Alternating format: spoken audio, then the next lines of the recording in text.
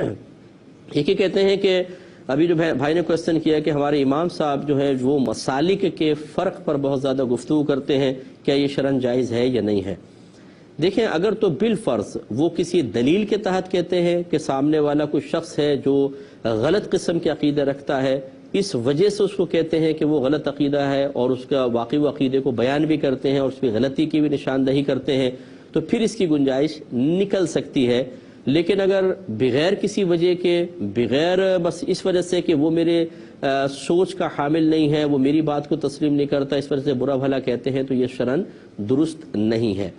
اور یہ تو ایک جواز یا عدم جواز کا مسئلہ ہے۔ اگر آپ افضل اور غیر افضل صورت پوچھنا چاہیں تو میں یہ عرض کروں گا کہ کسی کو برا بھلا کہنے سے اگر آپ یہ سمجھتے ہیں کہ عوام کے دل میں اس کی آپ نفرت ڈال سکتے ہیں تو یہ بہت ہی مشکل ہوتا ہے۔ 10 آدمی اگر آپ کی تائید میں یس کہیں گے تو 50 آپ سے بدظن بھی ہوں گے۔ یہ ہمارا عام مشاہدہ ہے کہ بعض اوقات تقریر کرنے والا یہ سمجھ رہا ہوتا ہے کہ میری تقریر سب کے دلوں پہ اثر کر رہی ہے اور میں جس کی نفرت ڈالنا چاہتا ہوں واقعی سب اس کی نفرت میں مبتلا ہو رہے ہیں، لیکن ایسا نہیں ہوتا۔ بعض اوقات ایک آدمی تقریر کر کے کسی کی نفرت ڈالتا ہے اور لوگ خود اس سے بدظن ہو جاتے ہیں۔ اس لیے ہم یہی سمجھاتے ہیں، اور آپ نے میرا یہ پروگرام بھی دیکھا ہوگا، تقریباً 13-14 سال سے میں یہ پروگرام کر رہا ہوں لگاتار، اور ہم اس میں جو صحیح بات ہوتی ہے اس کو بہت بہتر انداز سے آپ کی خدمت میں بیان کرنے کی کوشش کرتے ہیں۔ حتی الامکان کوشش ہوتی ہے کوئی سخت لفظ نہ ہو، کسی کی دل آزاری نہ ہو، بات صحیح بیان ہو، اگر غلط بات ہے تو اس کی غلطی کی نشاندہی بھی ہو، لیکن اس طریقے سے نہیں کہ کسی کے آپ دل آزاری کے مرتکب ہوں اور اپنی ذات سے خواہ کسی کو بدظن کر دیں۔ ان حکمتوں کو بھی ذرا پیش نظر رکھنا چاہیے۔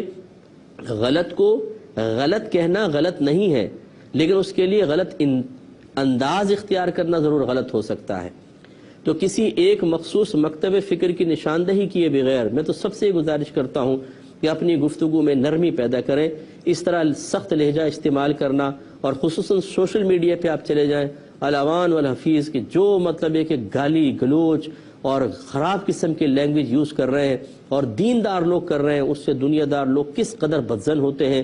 میں تو مطلب عوام میں رہنے والا آدمی ہوں، کس طریقے سے اسکولز کے، کالجز کے، یونیورسٹیز کے بچے انہی باتوں سے بدظن ہو کے دین سے دور ہو چکے ہیں، دین سے دور ہو چکے ہیں، کہ یہ ہے دینداروں کا طریقہ کہ اگر کوئی آپ کے اسکول آف تھاٹ کا نہیں ہے، یا وہ مطلب آپ کی سوچ کو قبول نہیں کرتا، آپ کے دلیل کو قبول نہیں کرتا، تو اس کو ماں بہن کی گالیاں دو، اس کے بزرگوں کو ماں بہن کی گالیاں دو۔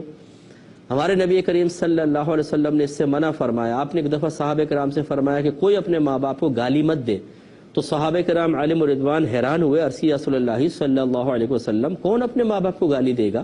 انہیں تعجب ہوا اس بات پہ۔ سرکار نے شاید فرمایا کہ جب تم کسی کے ماں باپ کو گالی دو گے تو وہ تمہارے ماں باپ کو گالی دے گا۔ گویا کہ کسی کے ماں باپ کو گالی دے کر اپنے ماں باپ کو جواباً گالی دلوانا، یہ ایسا ہی ہے جیسے خود براہ راست اپنے ماں باپ کو گالی دینا۔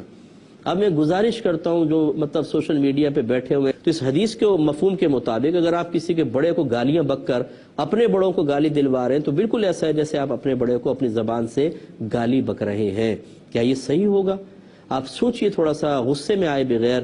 میری گزارش ہے کہ آپ مطلب اس کو کسی نیگیٹو چیز کی طرف نہ لے کے جائیں، لیکن سوچئے کہ آپ کا رویہ کیا ہے۔ کتنے لوگ اس کو پڑھ کے آپ سے بدظن ہو رہے ہیں، کتنے آپ سے نفرت کر رہے ہیں، کتنا باب غیبت کھل رہا ہے، کتنے لوگ آپ سے بدگمان ہو کے دین سے دور ہو رہے ہیں۔ یہ کیا مسلک کی خدمت کر رہے ہیں؟ آپ کیا یہ سمجھتے ہیں کہ اپنے مکتب فکر کی خدمت؟ یہ خدمت نہیں ہے حقیقتاً، یہ وہ نادان دوست ہیں جو خود اپنے مسلک کی جڑیں کاٹ رہے ہوتے ہیں اور اس پہ توجہ نہیں ہوتی۔ اس لیے میری رائے سے آپ کا اتفاق کرنا کوئی ضروری نہیں ہے، لیکن میں یہ گزارش کرتا ہوں کہ اس پہ ٹھنڈے دل سے غور کریں۔ آپ کا جو مسلک ہے، آپ کا جو مکتب فکر ہے، جو آپ کے عقائد ہیں، آپ اس کو ضرور بیان کریں۔ آپ کی مرضی ہے، آپ جس عقیدے جن دلائل کے ساتھ کرنا چاہتے ہیں، لیکن پازیٹیو وے میں کریں۔